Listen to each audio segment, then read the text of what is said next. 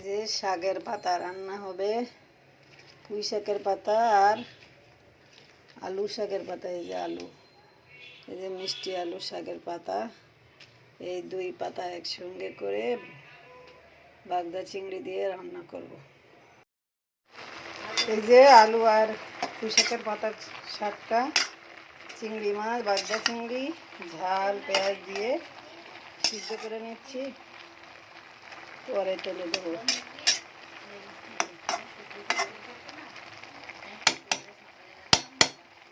কাঁচা ঝাল পেঁয়াজ লবণ হলুদ দিয়েছি, পরে তেলে দেবো।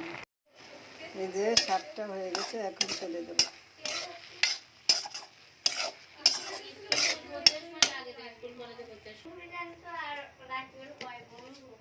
এই আস্তে,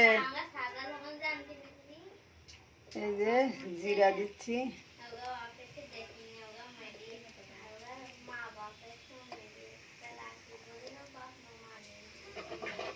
আর রসুন দেবো। এই যে রসুন,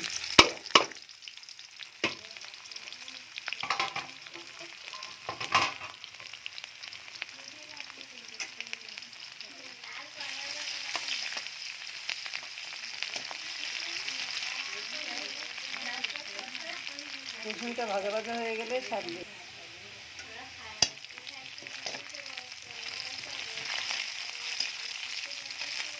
রসুনের সেন্টটা খুব সুন্দর, ভাজা সেন্ট।